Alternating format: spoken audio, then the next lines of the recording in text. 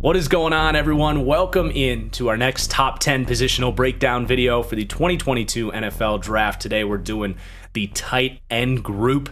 Very fun class. Man, the draft is like less than 2 weeks away. Can start to see that finish line. Almost done with all of my player grades. Oh man, I'm so excited.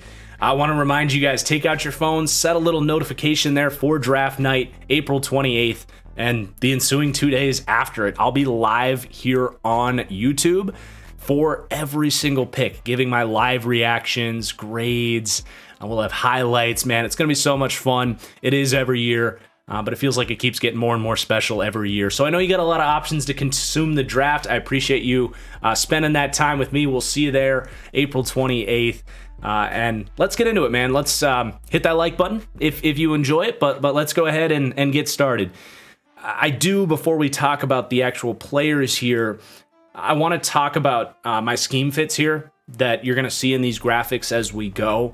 Just the different roles that these tight ends could play at the next level. It's definitely a position that has a lot of different flavors, and different teams are going to be looking for different styles. So even if tight end A for me grades out a little bit better, your team, based on what they're looking for at that position, might consider a guy that's down the board a little bit more. So I want you guys to be aware of the different scheme fits that we're talking about here. So you've got your Y tight ends. That's your pretty basic tight end. Every team seems to need a Y tight end. That's a guy that can play in line next to the tackle, that has the size and blocking ability to really hold up against defensive ends in the run game, and someone that is capable in the receiving game. If nothing else, just run and stick routes, sure hands to move the chains. If they have vertical receiving ability, that's great, but for me, that is not a requirement for a player to get that designation as a Y scheme fit. Then you have F tight ends, and this is something I added this year, and that's because of the ascension and the spread of the Shanahan-style offense throughout the league. You're now talking about half. I think the last time we added it up, it was like 15 coaches stemming from that tree, where you're talking about wide zone offenses that just kind of play off of play action and run a ton of 12 personnel. So with 12 personnel, you're talking about 2 tight ends on the field. And this F tight end that you're going to see throughout this video for some of these players, that's sort of that wing tight end, a guy that plays off the line, not so much in line next to the tackle. You'll see them in pre-snap motion a lot. And that means as a blocker, they got to get on the move and have some speed and lead blocking ability, almost like a hybrid tight end fullback type. And in these offenses, they'll lean into their ability as that move blocker, which means they don't have to have the size necessarily of a full Y tight end, because they're going to be seeing weak side linebackers, safeties, slot corners. You don't have to be 250 pounds to block those guys. You just got to be strong and fast and quick to get in position. And then the scheme takes care of these guys in the receiving game, because that speed is just a weapon when schemed up appropriately. It doesn't matter how good your route running is or how big you are. So in these off of play action, you're looking at a lot of crossing routes, whether it's vertical crossing routes down the field or off of play action boots, shallow crosses, where he's that kind of guy on naked boots that kind of pops open late in front of the quarterback's eyes as that sort of check down option, or they'll leak out on the weak side and get lost down the sideline on the other side. Someone you can, just kind of quickly get the ball in their hands and let the speed take care of themselves. So it's a growing role in the NFL, and I wanted to add it here because a lot of teams are going to see these players in that position, which for a lot of these offenses is a borderline starting role as that second tight end. Then you got receiving tight ends. That's pretty self-explanatory. They could be any shape or size, just guys that you don't draft expecting to block very well as inline players, but if you put them out wide as a slot receiver, or sometimes you'll go trips left with 3 wide receivers and a tight end isolated on the other side, which can just kind of key off if it's man coverage, if a linebacker follows him out there, or tell you if it's zone. It's just a very useful tactic that NFL teams do a lot of. Look at like Travis Kelce for the Chiefs. So these are, mismatch problem types, but just someone you're not drafting for their blocking ability. I'll just say that. And then you get down the board a little bit. You got your blocking tight ends, your smash and cash guys, but there's not a whole lot of those in the top 10 here.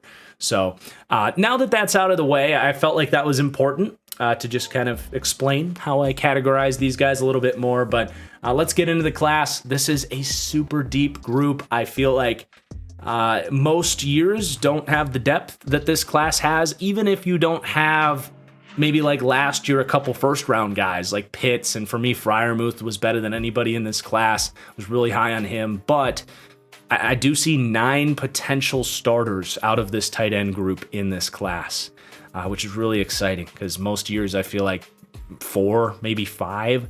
So like double the amount of good prospects that can turn into starters in this league. But let's get started. I know you're waiting on your heels here.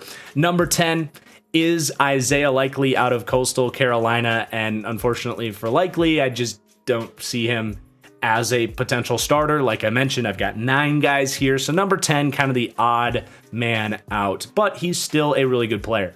And he's a guy that his stock has really fallen. If you go back to like January, the pre-draft process, he was someone that was in the second round, kind of at the top of this class.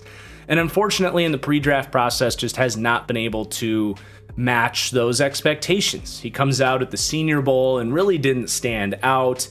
At his workout, he runs below a 4.8, which is really underwhelming. He's just a small guy too, 6'4", 240 pounds, soaking wet on a good day, like if he went to Chipotle first.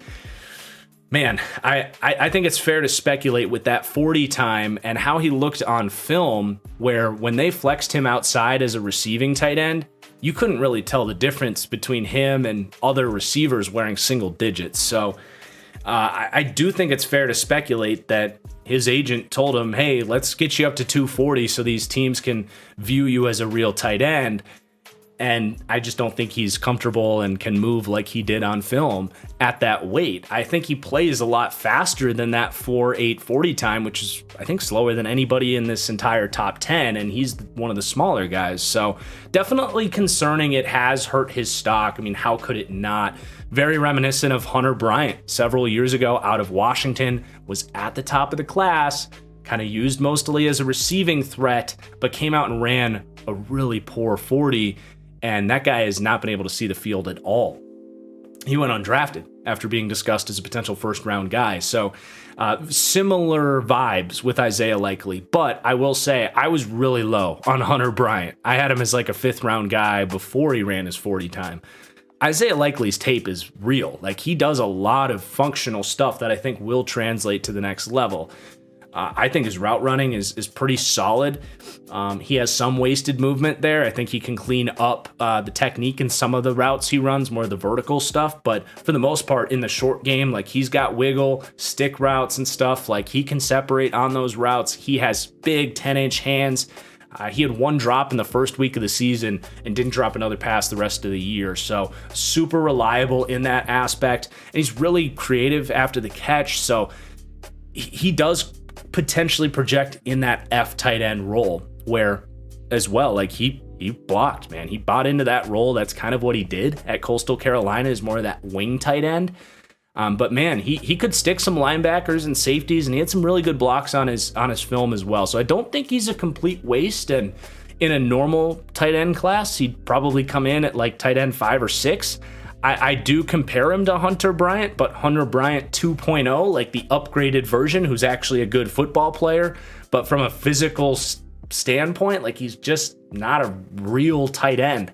I think another decent comparison for him would be like Josiah DeGuara, who the Packers way overdrafted in 2019.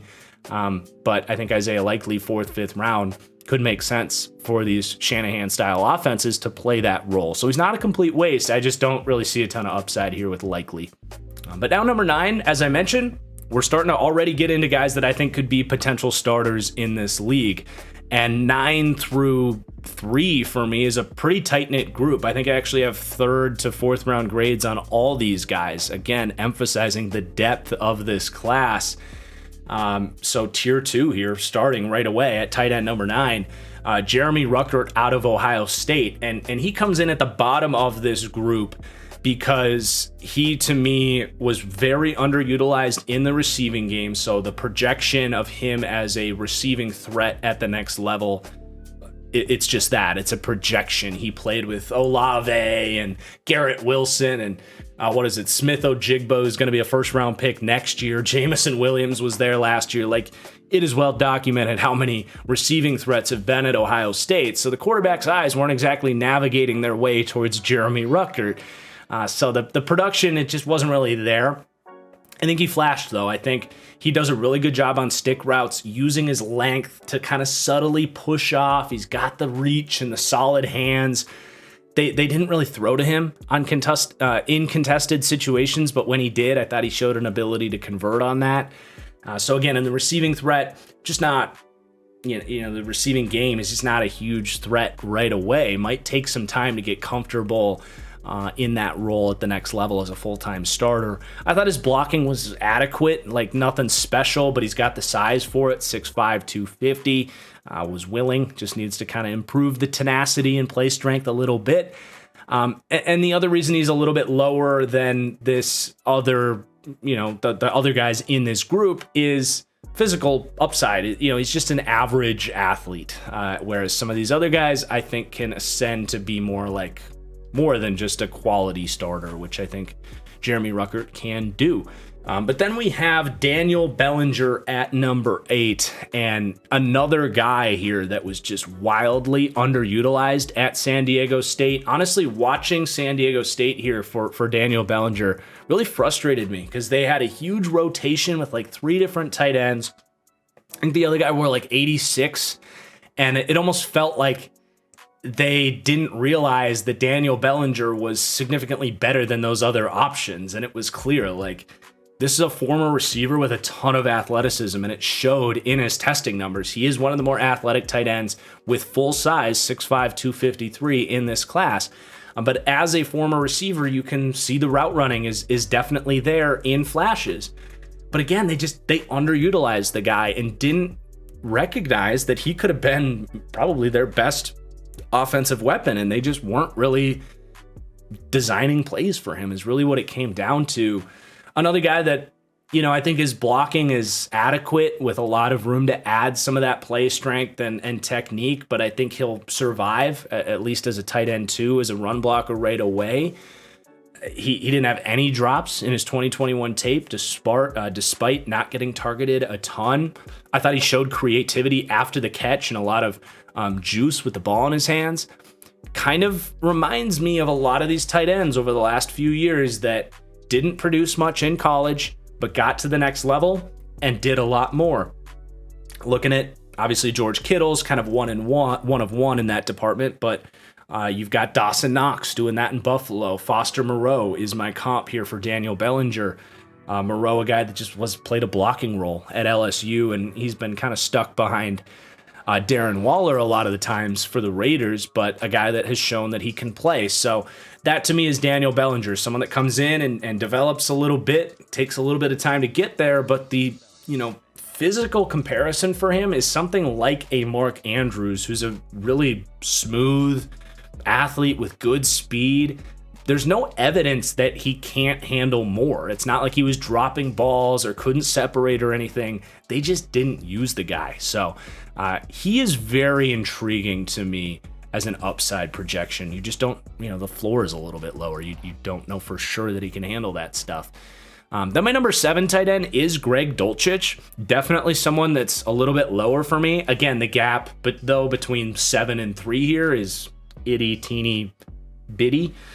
But I will say I've got a lot more concerns on Greg Dulcich than what seems to be the national agreement on him, where he's either tight end 1 or tight end 2 for most people. I'm not there with Greg Dulcich.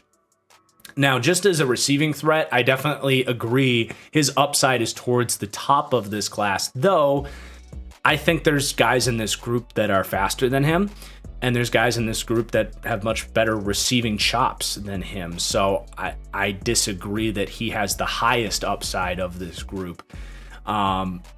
He's undersized. He's 6'4", 243. It shows on tape. He's skinny. He doesn't hold up well as a blocker. Yes, the effort is there.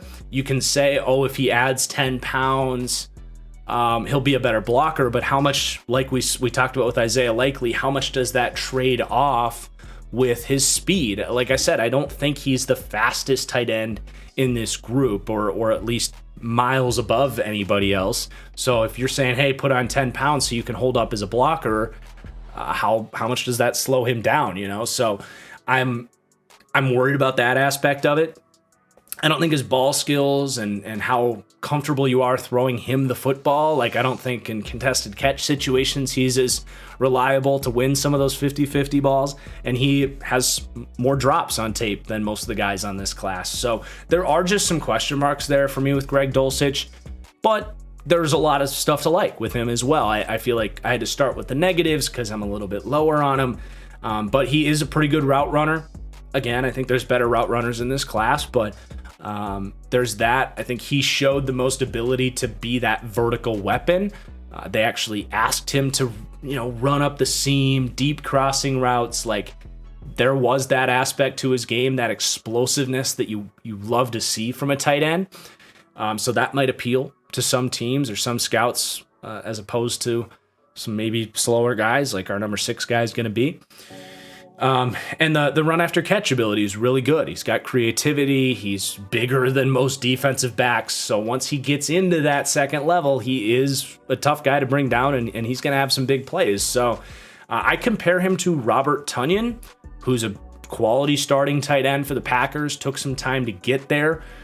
But again, a more slender guy, around, 240 pounds on a good day, just doesn't really hold up against defensive ends. So you want him more on the wing or out wide as a receiving threat. So that's Greg Dulcich. I do like him. I can easily see him becoming a starting caliber player. But I didn't walk away as high on him as a lot of people keep talking about him. Number 6 for me is Cade Otton, aka Pete Holmes, who's like a literal clone of this guy. It looks the same, 6'5", Pete Holmes, great comedian, check him out. But anyway, Cade Otton is a very polished tight end, in my opinion. His tape is very smooth and well-rounded, if you want to talk about blocking and receiving chops. The problem with Cade Otton is he just hasn't played a ton of football over the last 2 years.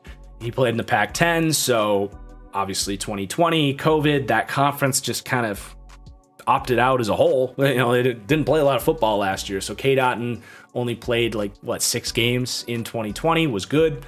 And then 2021, pretty solid season. But then a season-ending injury cut his year short, played a good, 8 to 10 games. So he hasn't been able to get healthy and go through the draft process here, which it knocks everybody. If you can't go do your workout, go to the Senior Bowl, all that stuff, you just become a little bit more forgotten. But I think more often than not, you can trust the tape with these guys. And if he gets back healthy, I just think he's a better tight end than like Greg Dulcich or Jeremy Ruckert or, obviously the guys that rank below him. Otton is full-sized. I mentioned he's very capable as a blocker. I think he's probably the second best blocking tight end in this group. As an inline Y tight end, he has incredibly reliable hands and frankly might be the smoothest tight end. He's up there, at least as far as not just ball security, but that natural feel where they catch the ball and there's no wasted movement after the catch. Even if they have to adjust and reach back, it's 10-inch hands, pluck that thing, keep moving, turn up field, get those nice 3, 4, 5 extra yards. That some tight ends, they double catch, they have an extra hitch when they catch the ball. They don't always know where the defense is coming from when they catch those short routes. It's just little subtle stuff that Jason Witten made a freaking potential Hall of Fame career out of that. Just quick instincts after the catch is really what it is. And I think Cade Otton has some of that to him. And yeah, if he can get healthy, I think he's going to be a quality starter. I compare him to Cameron Brate, who before Tampa became like the deepest tight end room in the league, he was a good starter for them. He's not the most explosive player either, like Cameron Brate. I think he's potentially the worst athlete out of these 10. As I look at it, I think that's probably fair. So his upside just not as great, but I think if he's healthy, he's going to be one of the better day one impacts as well, and definitely still a potential starter. Then number 5, a unique player here, Chig Okonkwo, who might just be a fullback, but I think he's a souped up version of Isaiah Likely and definitely fits everything we've said with that F tight end in a Shanahan system. I think Okonkwo is an awesome lead blocker. Like, he loves that role, man. Like, he will come from any direction and just smack a linebacker. He cut block Aiden Hutchinson, took care of business there. Love to see that. But he is explosive, dude. Like, he ran a 4.5 240, and it showed on tape. Like, they got him the ball on leaks and jet sweeps. They would just hand him the ball, and he looks like a running back at times. Like, he's faster than a lot of the running backs in this class. He's a weapon, and I think I'm not going to keep regurgitating. It's been said. F tight end from the wing, lead blocks, scheme him open on crossing routes. Like, his production, just as it was at Maryland, is going to be fully scheme dependent. He's not like a lot of these tight ends where, you know, he's coming down with contested catches or separating vertically down the field. It's just not really his game. But in this role, I think he is awesome. I compare him to the love child of Jonnu Smith and Kyle Juszczyk, because I think he's more athletic than Juszczyk, but his blocking is somewhere between Juszczyk and Jonnu Smith. But really fun player. His tape is just a blast to watch because he does a little bit of everything. And hell, I actually thought he had a little bit of wiggle in his routes down the field. It's just not something they asked of him a whole lot. But, you know, 6'2.5", 243 pounds. It's pretty, you don't see a lot of tight ends succeeding at that size. But hey, if he became Delanie Walker, I'm not going to be the most surprised out there. And that's high praise right there. So Chig Okonkwo, really fun player. If you're a Shanahan team, he's one of the best tight ends in this class. Okay, number 4 for me is Jake Ferguson out of Wisconsin. This is definitely a player I'm higher on. I got through his tape and I was like, this is Dalton Schultz all over again. I love Dalton Schultz coming out several years ago. I told Cowboys fans, this is your Jason Witten replacement. And I feel the same way about Jake Ferguson. He does all of those things that Dalton Schultz did. And hell, I pulled up their workout scores, their physical comparison. Like, holy shit, it is insane how similar these guys are as prospects. So you're talking the size is similar.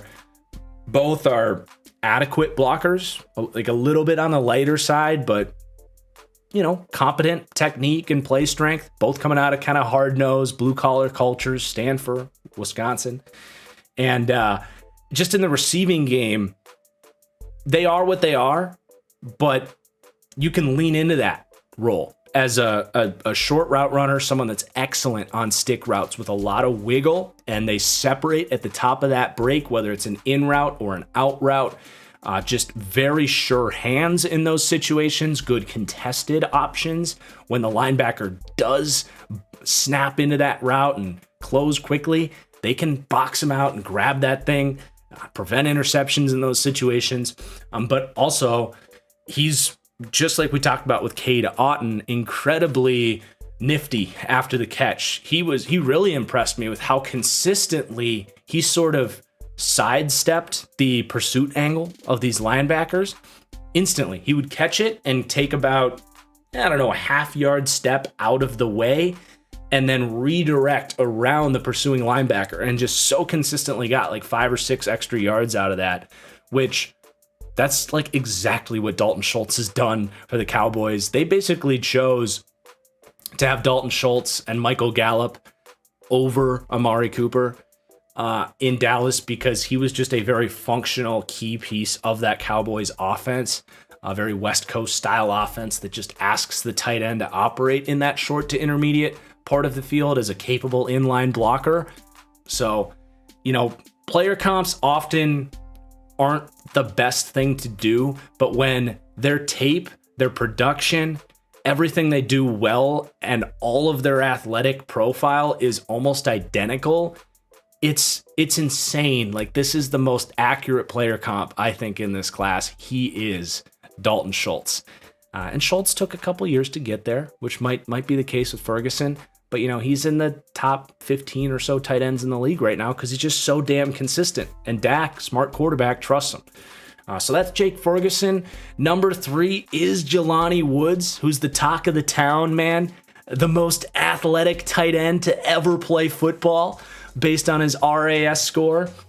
It's not true. He's not the most athletic tight end to ever play football, but he's a damn intriguing prospect. I will say that 4.6 40 that he ran, you almost never get to see him play at that speed because he takes forever to accelerate.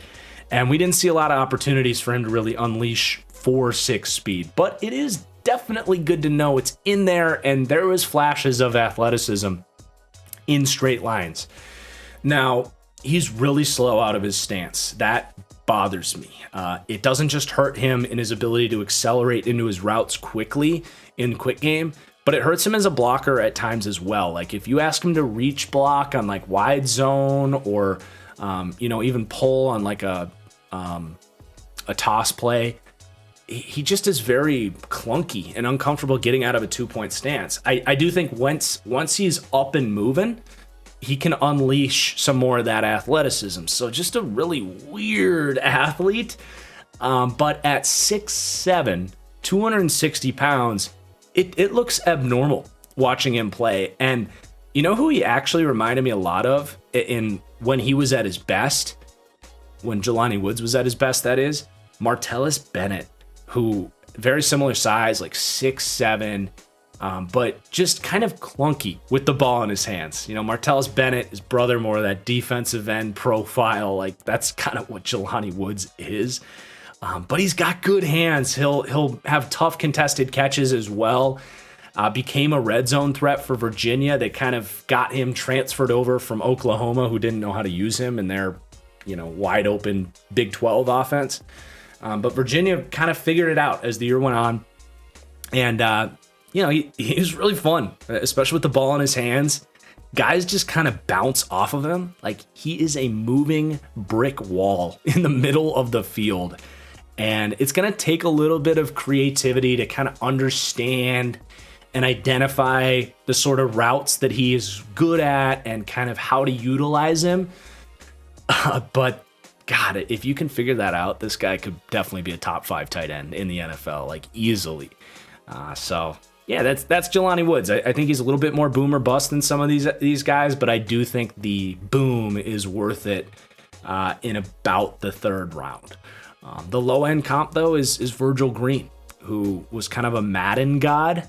Anyone that's played Madden from like 2013 on, you've probably had Virgil Green because you're doing a fantasy draft and you're like, oh, this guy's 6'6", 255 pounds with a good run blocking grade, and he has 86 speed. Yes, please sign me up. But in real life, Virgil Green never did jack squat. So I think there's a chance that's Jelani Woods. But I also think Martellus Bennett is a potential outcome as well. Just a monster over the middle of the field and a super fun watch. Then we have my number 2 tight end, one of my biggest guys in this class, and a complete sleeper. Like, you are not hearing this guy brought up as one of the top tight ends in this class, and I think it's bizarre. That's Charlie Kolar. Oh man, this guy is diet Travis Kelce, and I'm not fully convinced he can't be Travis Kelce. I will say he's not quite as athletic. He's a little bit slower out the gate. He doesn't have quite the natural athleticism that Kelce has. Both Travis and Jason are just kind of a next level athlete for their size. But man, Kolar a lot of the times felt like you were watching Travis Kelce at Iowa State. And it's tough to fully quantify why that is. I would just say his route running is very polished. He's basically a full-sized receiver. I felt like his ability to kind of quickly sit down in zones and have that just natural awareness as a receiving tight end that you just don't often see. He just had such a comfortable feel about him. And athletically speaking, you guys, it's pretty damn close as far as testing numbers and size and stuff. And Kohler is actually a little bit bigger. That's at almost 6'7". Such a fun player, man. I just fell in love watching Charlie Kohler. And then I heard some of his interviews. Like, he has that same kind of Joker mentality that Kelsey has, that Kittle has, that Gronk has. Man, I'm kind of calling my shot on Charlie Kohler a little bit. I think this guy's going to be special. He's got to be utilized in the right way. He's not an inline blocker at all. Like, seriously, dude sucks at blocking. There's no way around it. He doesn't care. It feels like he's tall. He's not strong. So he can't get leverage. He can't block in line. And they had another guy do that for him, who's another, Chase Allen out of this draft class. He was their blocker. And they just put Charlie Kohler out there, flexed out as a slot wide receiver, and nobody could fricking cover the guy. He produced year in, year out. You saw teams double teaming him. Like, how many college tight ends do you see drawing a true double team where they have two guys playing inside and outside leverage on him because they don't want you to win? And he would still split it sometimes. That's rare. That is rare stuff. So the size is there. The skills are there. And the athletic testing is there. I don't get why Charlie Kohler is not discussed consistently as someone that could go in the second, third round as one of the best tight ends in this class. Like, straight up, I came super close to putting him actually over my number one tight end, but I just couldn't quite do it. I think there are some knocks on his game. We mentioned the blocking. I think the long speed, it's not excellent. So, like, if you want him to fully stretch the field vertically, it's, he's not going to really do what, like, Greg Dulcich can do or some other tight ends in the league. And I wanted to see him, just play more physical through contact, whether he was getting pressed or even, like, separating at the top of his routes, kind of using that length. But especially that last point, I think that's something that's very coachable, that he could really have a big uptick in his game.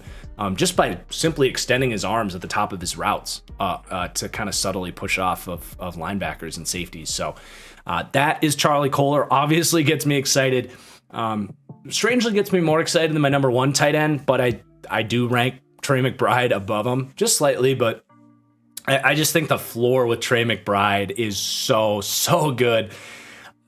He just has such a clear projection as a starter at the next level. He has good straight line speed, potentially the fastest tight end in this class. I think in a foot race, he's faster than Greg Dulcich, and his 40 time showed that as well.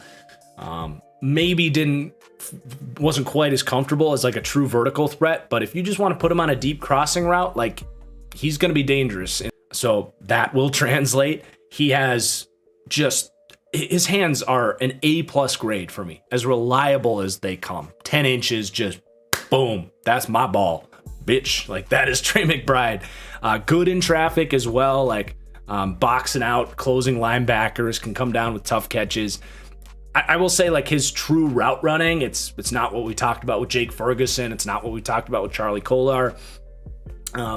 More one-dimensional route tree from him. A lot of crossers and running straight line stuff. Room to grow there. But, man, very safe projection with Trey McBride. Reminds me a ton of Dallas Goedert. I was surprised he actually didn't weigh in a little bit heavier. Dallas Goedert is like 260 pounds. But similarly, just a lot of the stuff we just talked about with Trey McBride is the stuff that Dallas Goedert did also at a lower level of competition coming out of South Dakota State, I think it was, with Dallas Goedert. Trey McBride, I think, plays above his 246 pounds, but definitely looks over 250 pounds. Like, he is rocked up. Maybe he just carries it well. I don't know. But that's Trey McBride. I do have him ahead of Charlie Kohler, but, if you got a role, maybe you're the Chiefs and you have a couple second-round picks and you are looking down the road for a potential Travis Kelce replacement, or you're an offense that thinks you can use a tight end in that role, I could definitely justify drafting Charlie Kolar as the first tight end off the board in this class as well. So there are the top tight ends of the 2022 NFL Draft. If you think there were any snubs on this list, I encourage you to check out my Patreon. You can see what I feel about every prospect in this class, some potential sleepers down the board there that we didn't talk about in this one. If nothing else, please do hit that like button to show your support. Make sure you subscribe if you enjoyed the video. And again, come back on draft night for the live stream of every pick throughout the weekend. Thank you for watching, and we'll be back on Tuesday with my top 10 linebackers for this draft. Peace out.